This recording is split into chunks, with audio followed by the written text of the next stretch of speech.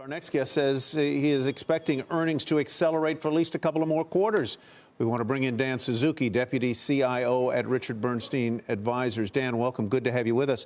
So there are a lot of people who think that growth is going to slow and that earnings may slow along with it. Why do you take the opposite point of view?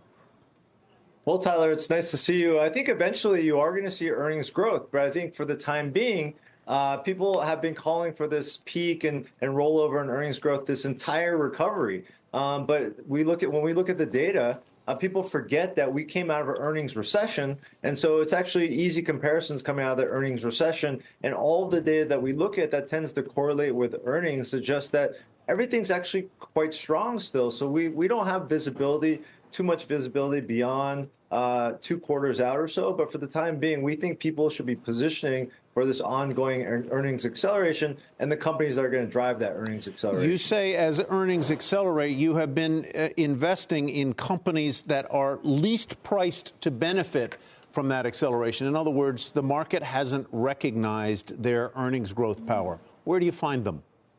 That's right, Tyler. I mean, I think there's 2 areas of the market where you're really not being compensated for that bullish corporate profit outlook. Those 2 areas would be, corporate spreads within the corporate bond market, and then within the equity markets, the expensive, mega cap growth companies. Those are areas that are likely to benefit from the cyclical improvement, but are already pretty much priced for perfection. I think all the other traditional cyclical areas of the market out there, whether that's small caps, emerging markets, industrials, energy, a lot of these areas are areas where they should benefit from that earnings acceleration, yet they're priced at historically low valuations. Hey, Dan, it's Dom. One of the things that a lot of investors and traders are looking towards is this idea that there might be a recession. We've been looking for one for a while. It just hasn't come. Are there any signs out there that a recession could be in the cards sometime down the line? Are you looking at things like bond spreads, credit quality? Are there any warning signs there, or is it an all clear for the time being?